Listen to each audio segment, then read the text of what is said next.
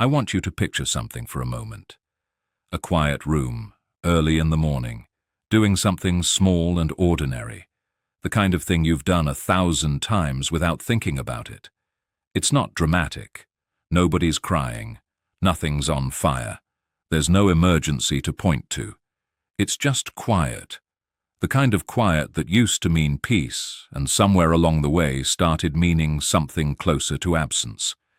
That's the moment I want to start with, because I think more people are living inside a version of that moment than most of us are willing to say out loud. I'd genuinely like to know if any part of this sounded like your own life, because I read every comment on these, even the ones that come in months after a video first goes up. And I've had some of the most meaningful exchanges of my week come out of a comment someone left at some odd hour half asleep, saying some version of, "This is exactly where I am right now." If that's you, don't hesitate to say so below. There's no judgment here, and honestly, hearing from you helps me know these stories are actually doing something useful out there in the world, not just accumulating views. And while you're down there, go ahead and hit subscribe if you haven't already, because I'd hate for you to miss whatever comes next. I want you to picture something for me. You're sitting in a cardiologist's office on a grey November afternoon, and the doctor is a perfectly reasonable man, soft-spoken, good at his job, and he is telling you, in the careful, measured language that doctors use when they want to be honest without being cruel, that your heart has been through enough, that the valve they repaired 2 winters ago is holding, but holding the way something holds when you've already asked too much of it, that the cold, the stress, the isolation, the way stress and cold and isolation stack on top of each other in ways that aren't always visible in the data, but are absolutely visible to someone who's been watching hearts long enough. All of that is working against you. And he says it plainly. Another winter like the last one is a genuine risk, and he wants you to understand that risk clearly before you decide what to do with it. He doesn't say you're going to die. Doctors rarely say that outright. But you are 71 years old. You've already buried your wife, and you have spent enough years around plain language in your own professional life that you know exactly what he means. He means that the life you are currently living is quietly finishing you off, and he would like you to consider changing it.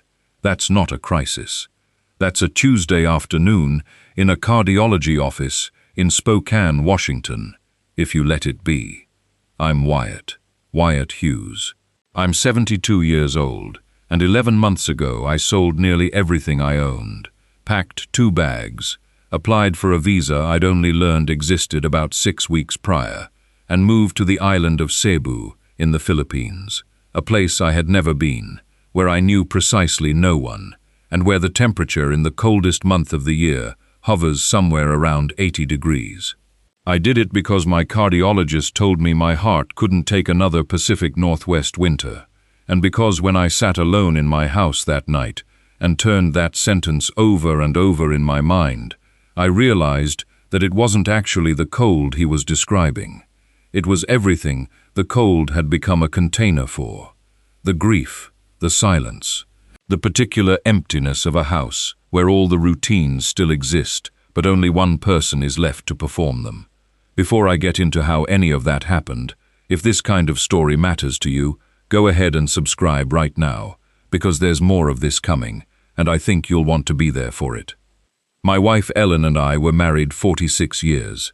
We met in 1976 at a state university in Eastern Washington, where we were both studying things we ended up not doing professionally.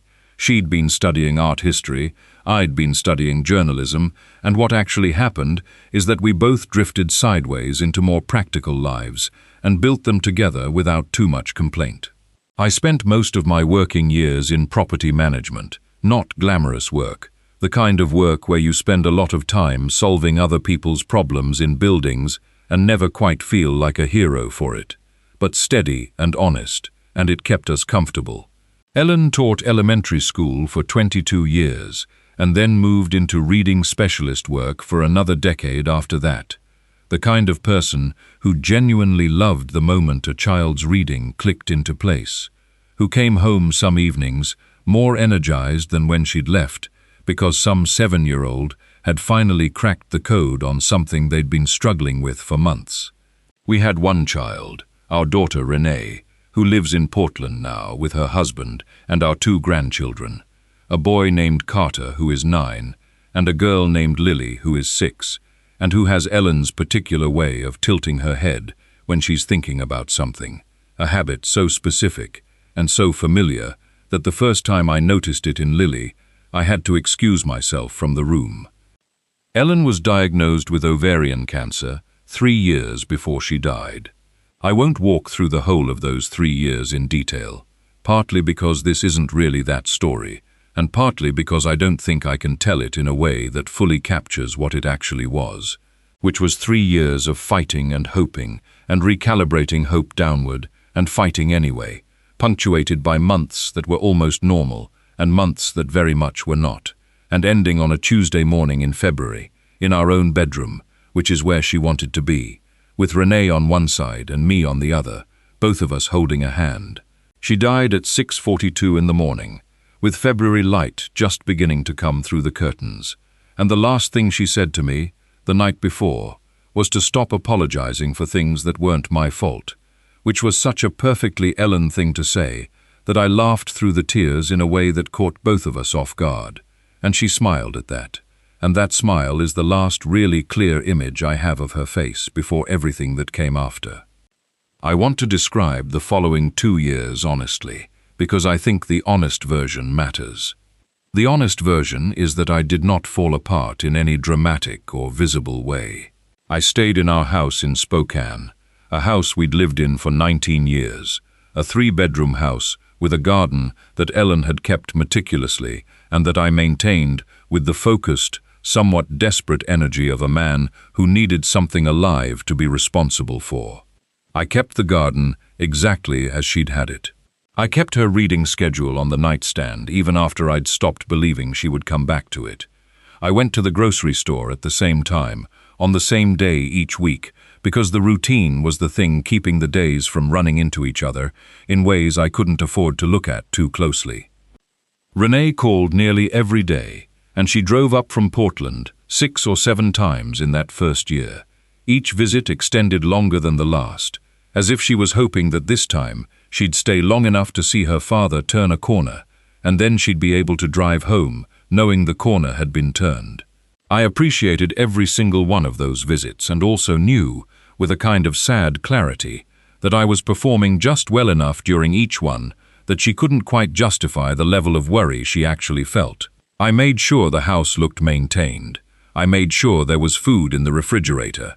I got better at answering the question of how I was eating with enough specific detail that it didn't invite follow-up, which is a particular kind of skill that people living alone in grief develop faster than they probably should. The heart trouble started about 14 months after Ellen died, which the cardiologist later told me was not coincidental timing. There is an actual medical phenomenon, he explained carefully, sometimes called broken heart syndrome, which sounds like a metaphor but is a real physiological event in which acute emotional stress causes the heart muscle to weaken temporarily, in ways that mimic a heart attack, and that, in someone with an underlying condition, can accelerate existing problems significantly. I had an underlying condition, a bicuspid aortic valve I'd known about for years, but that had never required more than monitoring until that winter, when the monitoring suddenly revealed that things had progressed faster than expected, and that a repair was now necessary. The surgery went well. The recovery was longer and more exhausting than I'd anticipated. 6 weeks of almost complete dependence on Renee, and on a neighbor named Frank, who was kind enough to drop things off and shovel my driveway without being asked. And during those 6 weeks, I had approximately nothing to do except sit in my own house and notice everything about it that was different from what it had been before. There is a specific quality of light in Spokane in January. I don't know how to describe it, except to say that it is both gray and somehow flat, as if the sky has absorbed all the available contrast and left everything underneath it, the same general shade of not quite any color. That January light, sitting in my living room with a heart that had just been repaired, and a body that hadn't fully decided yet whether it was committed to recovering, became something I started dreading in a way that felt physical. I would wake up, and before I fully remembered where I was, or what day it was, I would register that quality of grey through the curtains, and something in me would flatten in response to it, a matching flatness, grey meeting grey, and the morning would already feel half over before I'd managed to get out of bed. The cardiologist appointment where he made his pronouncement about another winter came in November of the following year, after I'd spent a full second winter under his supervision, and emerged from it with numbers that concerned him more than the first years had. He didn't tell me to leave Spokane. He's a doctor, not a travel agent. But he did tell me, with the kind of directness that I'd always respected in people, that the combination of factors I was managing, the repaired valve, the stress response, the isolation, the cold, was not a combination that was going in a good direction, and that if there were lifestyle changes I'd been considering, this was the time to take them seriously. He said, "Sometimes the best thing a heart needs is a completely different environment, not metaphorically, literally." Then he printed out my follow-up instructions and handed them to me with the same businesslike manner he always had, and that was that. I drove home from that appointment, and I sat in the driveway for a while, which I'd been doing on and off since Ellen died, sitting in parked cars, in familiar driveways, as a way of having a transition space between the world and the house. It happened without much warning, the way these things usually do, a sudden and frightening development that arrived in the middle of an otherwise ordinary stretch of time and, for a while, threatened to undo a lot of the confidence I'd built up about the choice I'd made.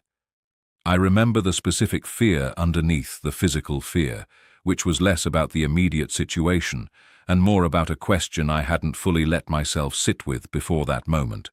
What happens now, this far from the people and systems I used to be able to lean on without a second thought? That question turned out to have a better answer than I'd feared. Help arrived faster than I expected. Care turned out to be more capable and more affordable than the version of it I'd carried around in my head, built mostly out of second-hand worry rather than actual information. I came out the other side of it shaken but fine, and with something I hadn't expected to gain from a frightening experience, which was a much clearer, calmer sense of what would actually happen if something went wrong again, replacing an abstract fear with concrete, reassuring knowledge.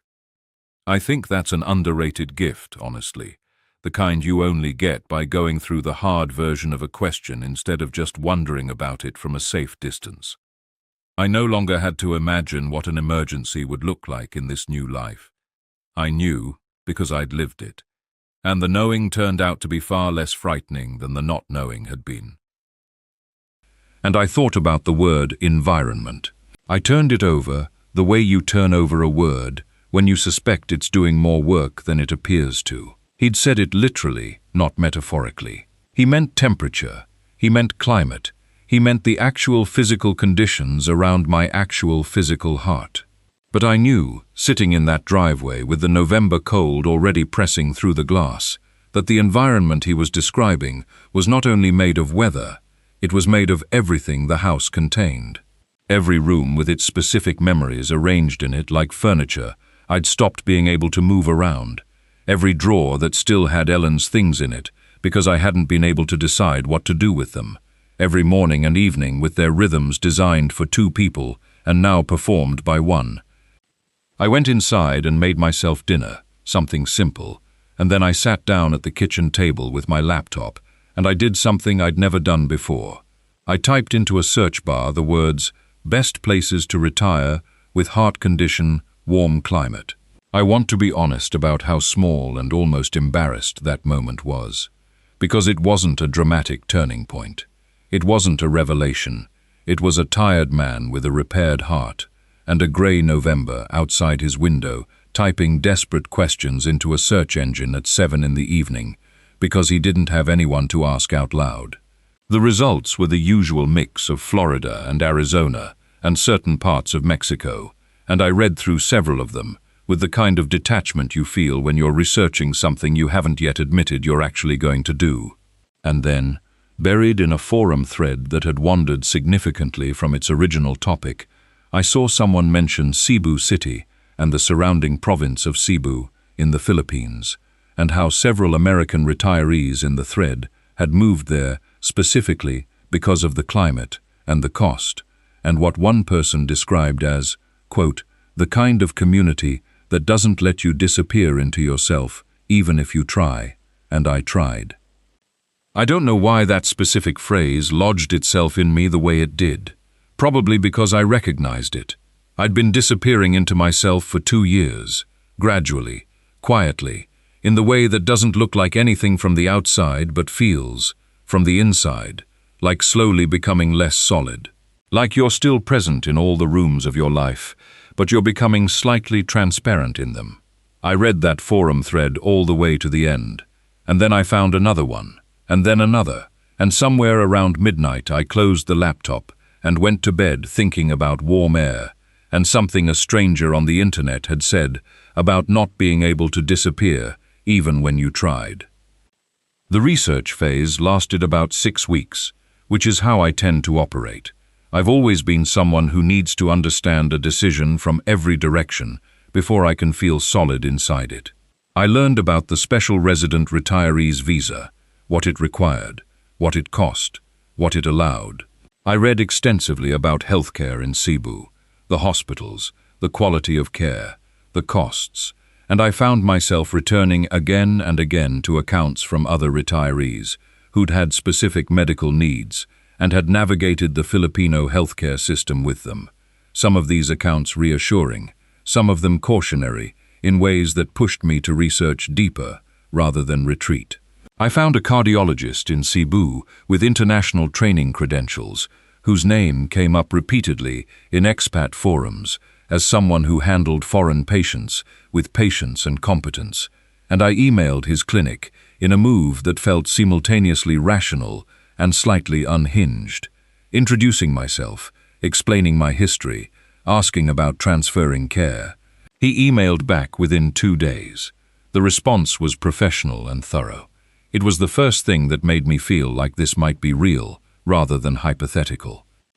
I told Renee on a Sunday afternoon phone call, choosing Sunday because she and her husband Marcus are generally quieter on Sundays, and because I'd calculated, in the particular way of parents who know their children well, that a Sunday conversation would give her time to think before a Monday workweek forced her mind somewhere else. I told her what the cardiologist had said. I told her what I'd been researching. I told her that I hadn't made a final decision, but that I was seriously considering making a move, a real move, not a trip, and that I wanted to tell her, before the decision was made rather than after, because she deserved to be part of the conversation.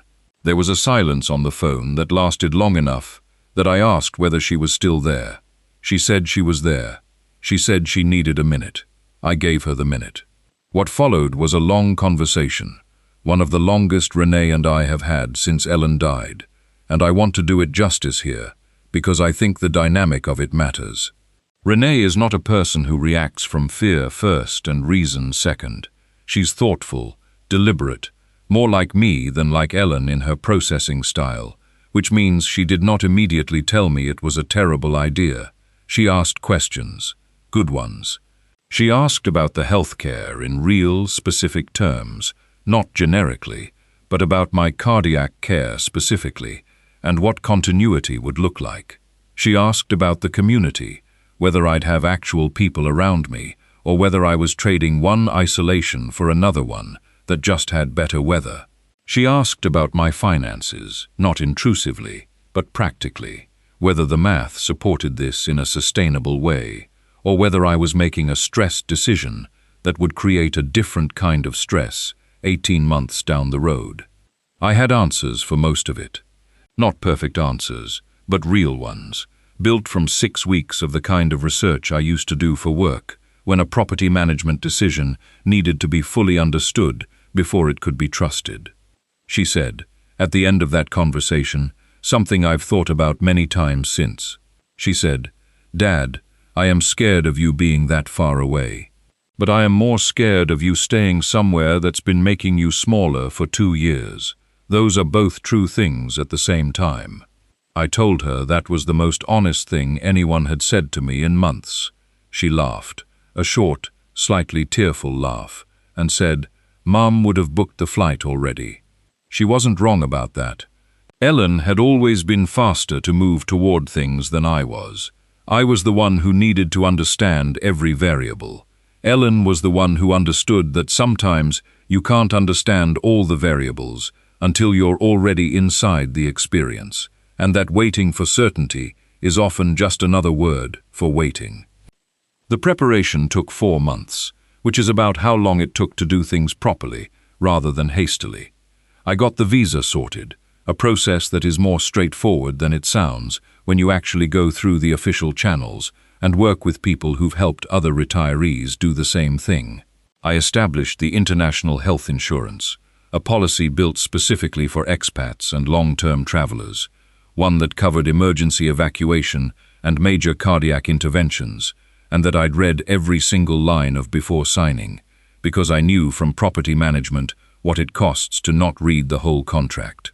I corresponded with the cardiologist in Cebu several more times, eventually scheduling an initial appointment for the week after my planned arrival. I identified a short-term rental in a neighborhood called Lahug in Cebu City that had been recommended in multiple forums as accessible, reasonably quiet, and walkable to several things I'd need regularly. I made a spreadsheet, because of course I made a spreadsheet, and the numbers told me that my monthly expenses in Cebu, even accounting for health insurance, were going to run somewhere between 1/3 and 1/2 of what they'd been running in Spokane, which was not the reason I was going, but was a fact that made the decision easier to stand inside. Selling the Spokane house was the hardest single part of the entire process, harder than the visa paperwork, harder than the insurance, harder than the conversations with Renee and Marcus. Ellen and I had bought that house when Renee was 3 years old. We'd put the garden in the second summer. We'd repainted the kitchen twice, once because Ellen wanted it yellow, and then, 8 years later, because she'd decided she'd been wrong about yellow and wanted it the deep blue-green it was when I sold it.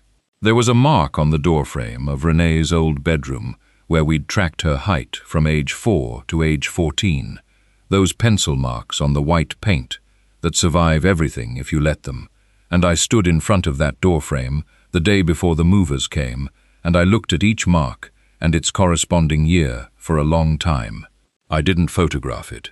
I know that sounds strange, but something in me resisted making it digital and portable. Some things need to be left where they are. Some marks are meant to stay on a doorframe in a house in Spokane that belongs to someone else now and will eventually be painted over, which is right and fine and the way things are supposed to work. I packed 2 bags with a discipline that felt slightly military, clothes appropriate for a climate I'd never actually lived in, my medications and the full documentation of my cardiac history, which I kept in a dedicated folder that I treated with approximately the same level of care as my passport. A few photographs, small ones, framed ones that I wrapped in clothing because I'd run out of proper packing materials at the end, and improvised. Ellen's reading glasses, which I packed without thinking about it, and then found at the bottom of a bag 3 weeks later in Cebu, and sat with for a long time.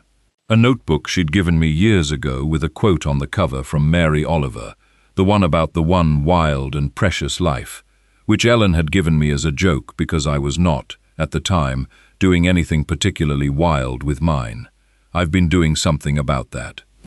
I flew out of Spokane on a Thursday in early April, connecting through Seattle and then Tokyo, landing in Cebu's Mactan Cebu International Airport about 22 hours after I'd started, in a state of exhaustion that I can only describe as the kind that actually clarifies things rather than muddying them.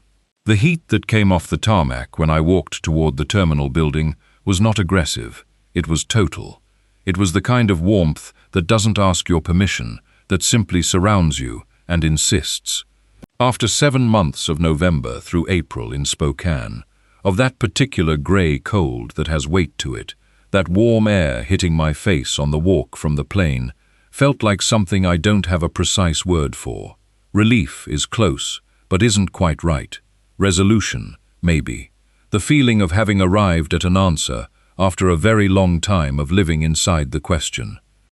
The driver who took me to the Lahug rental was a man named Bong, which I later learned is an extremely common nickname in the Philippines and not something specific to him.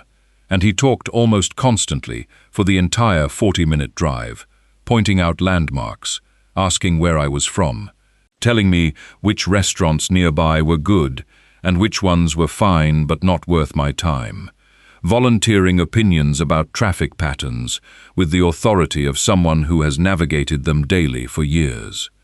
By the time we arrived at my building, I knew more about the surrounding 3 neighborhoods than I'd known after 2 months of forum research. He handed me his card when I got out and told me to call him whenever I needed a driver anywhere, that he had flexible hours and gave good rates for long-term clients, which turned out to be true and which turned out to matter, because Bong has driven me to my cardiologist appointments every 2 months since I arrived. And I've come to depend on those drives the way I used to depend on the morning paper, as a way of being connected to what's happening in the world directly around me, rather than the abstract, distant version of the world that you get from sitting alone with a screen. The apartment in Lahug was smaller than I was used to, and more functional than I'd feared. 1 bedroom, a small living area, a kitchen with the essentials, a balcony just wide enough for a chair, and a small table, where I quickly established the habit of having my morning coffee, with a view of the neighborhood waking up below me, jeepneys beginning their routes, vendors setting up, a school somewhere nearby, producing the collective noise of children that I hadn't heard from close range in years, and that turned out to be, unexpectedly, one of the most grounding sounds of my day. I paid around 16,000 pesos a month in rent, which worked out to somewhere near $280. I said that out loud to myself the first time I paid it, and then sat with the number for a moment, the way you sit with something that doesn't quite seem real yet. The cardiologist appointment happened in my first full week.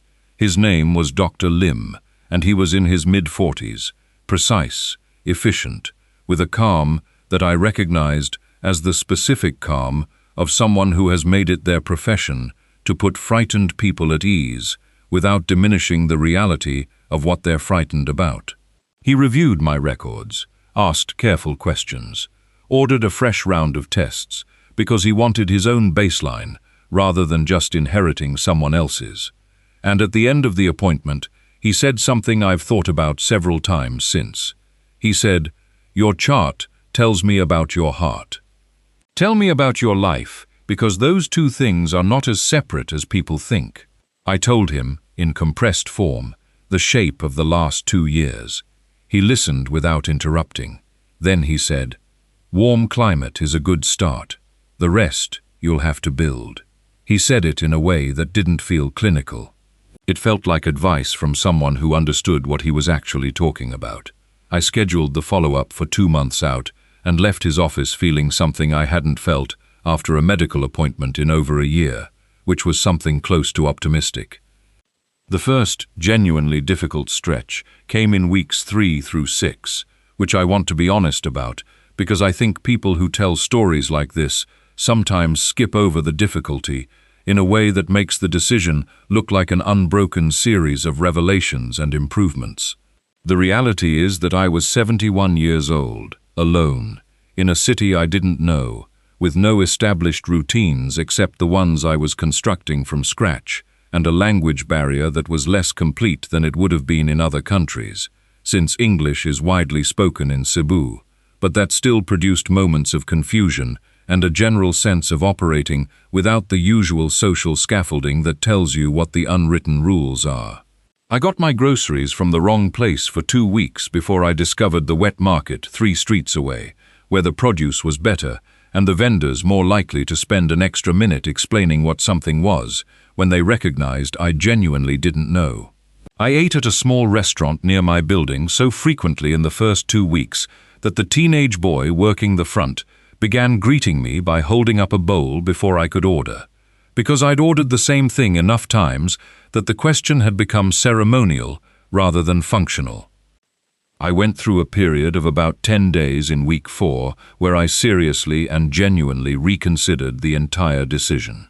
Not because anything had gone wrong exactly, but because nothing had yet gone right in the specific way I'd hoped, by which I mean I still felt alone in most of the hours of most of the days, and the warm air and the lower rent, while real advantages are not themselves a life.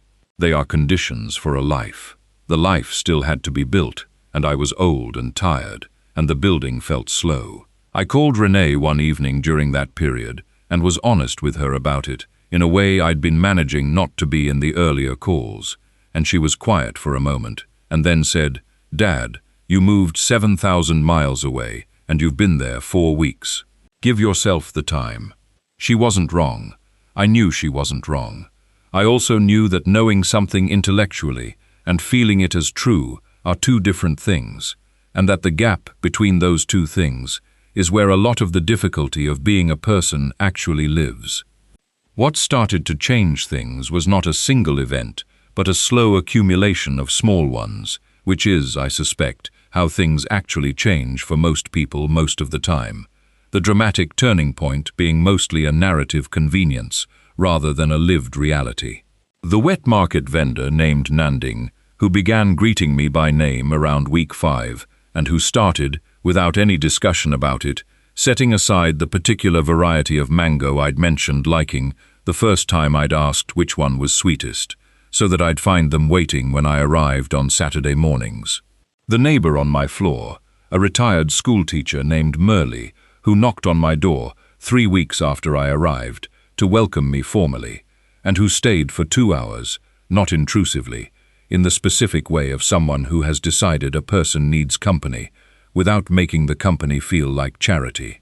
Merle is 68 years old, a widow of 4 years, with a directness about her grief and her current life that I found immediately refreshing after 2 years of people back home handling the subject of loss with careful oven mitts, as if the word itself might burn them.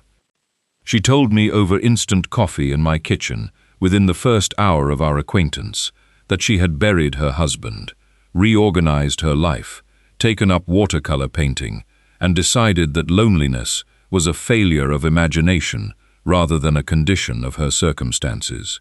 She said it without self-congratulation, just as a fact she'd arrived at and was now living by. I told her that was a fairly remarkable conclusion to have reached. She told me it had taken her about 14 months to reach it, and that she didn't recommend taking that long if I could help it. I asked how she'd cut the process shorter, and she said, "Make yourself useful to someone, not because it fixes anything, because it gives the day a direction." I thought about that sentence for several days afterward, and then I did something about it. The Filipino-American Friendship Network that operates informally in Cebu and several other places in the country where significant numbers of foreign retirees have settled is not exactly an organization with a headquarters. It's more of an accumulated ecosystem of people who've found each other over time and who've collectively developed, through trial and error, a reasonably effective system for making sure that new arrivals don't vanish into isolation before they've had a chance to find their footing. I found it through a posting in an expat forum I'd been reading since the research phase, a simple note about a regular informal gathering at a restaurant in the IT Park area of Cebu City. First Sunday of each month. No agenda, no fees, just a standing table, and whoever shows up. I went the first Sunday after I found the posting, more out of something to do than genuine expectation, and I found a table with 11 people at it, 4 of them American, 2 Canadian, 1 Australian, 3 British expats who'd apparently come to Cebu by a route that involved stints in several other countries first, and 1 retired Filipino gentleman named Rodrigo who came, he told me, because he found the mix of perspectives bracing and because the restaurant served an excellent sinigang that he had not been able to find replicated anywhere else in the city. There was a man at that table named Dennis, a retired high school principal from Ohio, who had been in Cebu for 4 years, and who had the specific confidence of someone who'd already been through everything I was currently navigating, and came out the other side of it with enough perspective to be useful rather than simply sympathetic. He was not a man who oversimplified things, which I appreciated. He didn't tell me it was easy or that everything would be fine. He told me that the first 6 months were the honest ones, where you found out whether the decision was actually right or whether you'd been running from something rather than toward something, and that the test of it was whether, at 6 months, you had actual people in your life, or whether you were still essentially alone with better weather. He said it with the directness of someone who'd seen people go both ways and wanted to save me the time of figuring out which way I was going by accident. He introduced me to several people at that table and at subsequent gatherings, and one of those introductions, about 3 months into my time in Cebu, changed the texture of my days in a specific and lasting way. He introduced me to a man named Eduardo, a retired engineer in his early 60s, who ran a small informal technical skills program for young men in his neighborhood, who'd aged out of school without the qualifications to get the better employment, and who were, in Eduardo's plain-spoken assessment, in danger of finding other ways to spend the time if no one gave them better options. Eduardo ran this program out of a community space 2 afternoons a week, teaching basic electrical work, basic plumbing, the kind of practical building knowledge that is genuinely employable. He was short one person who could help with anything involving documentation and record-keeping and the paperwork side of getting young men certified and connected to employers who might actually hire them. I had spent 30 years managing properties, which means I had spent 30 years navigating exactly the kind of documentation and certification bureaucracy that Eduardo found maddening. I showed up the following Tuesday afternoon mostly out of curiosity, and within 90 minutes I had identified 3 specific bottlenecks in how Eduardo's participants were getting their paperwork filed and what it was costing them in delays. I also spent 40 minutes with a 20-year-old named Nico, who was trying to understand the process of formally registering as a licensed electrician's helper, and who had been given conflicting information from 3 different sources and was close to giving up on the formal route entirely. I walked him through the actual process from the official documentation, step by step, and watched his expression shift from the defensive blankness of someone who expects to be confused into something more alert, the expression of a person who's realized that the thing they thought was impossible is actually just complicated, and that complicated is something you can work through if someone sits with you long enough to do it. I went back the following Thursday, and the Thursday after that. Eduardo started referring to me to the participants as Mr. Wyatt from America, who knows about the papers, which is not the most elegant title I've ever held, but which carries, in context, a functional kind of respect that I found I was not immune to appreciating. Working with those young men, specifically on the unglamorous, practical bridge between learning a skill and being formally recognized for having it, became the part of my week that I thought about most on the evenings before it. Not in a performed, charitable way, the kind where you tell yourself you're giving back, which has always struck me as language that keeps a distance between the giver and the given. More in the way of something that was genuinely engaging my mind and making me feel like a participant in something, rather than an observer of it. Nico passed his paperwork filing correctly on the second try, which was 1 try better than the average Eduardo had been seeing before I got involved in the process.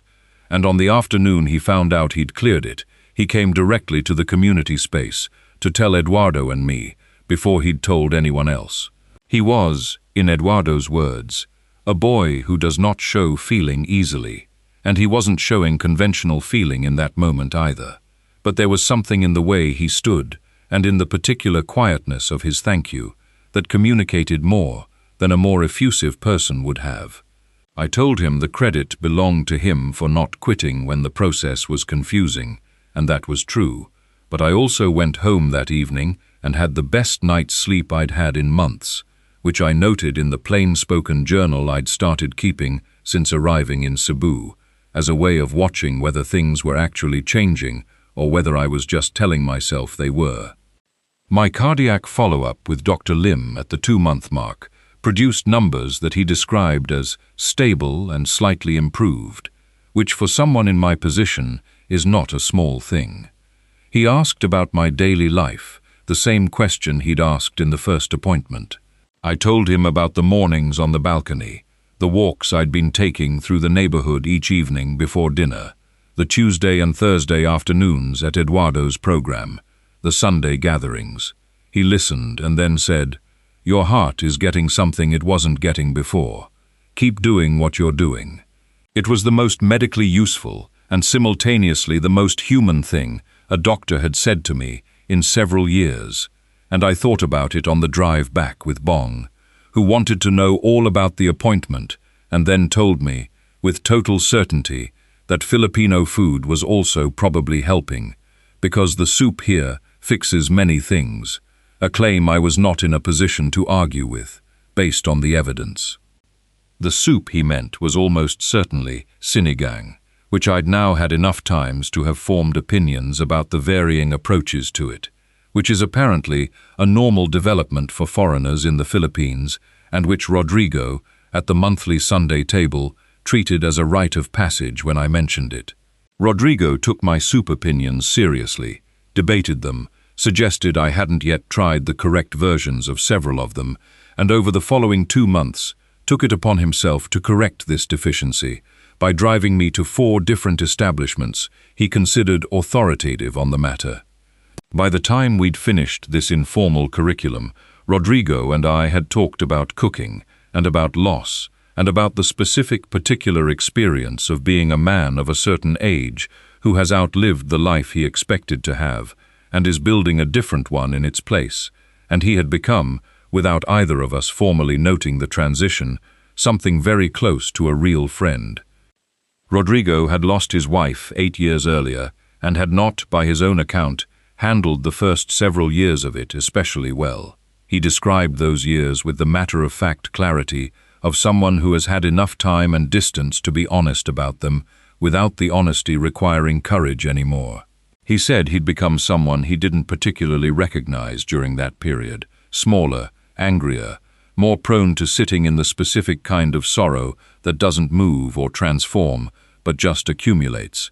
He said that what had eventually changed for him was not a decision exactly, more of a refusal to keep accepting the diminished life as the only available version of the rest of his days. He said, "At some point, you have to decide that the grief does not get to keep everything. It has already taken enough. The rest is yours." I sat with that sentence for most of the drive home that evening, and I wrote it in my journal, and I've looked at it several times since.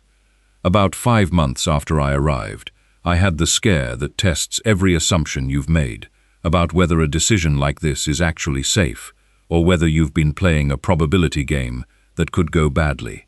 I woke one morning with an irregular rhythm I recognized because I'd had a milder version of it once before, in the months after the valve repair, and my cardiologist at the time had described what to watch for and when to take it seriously.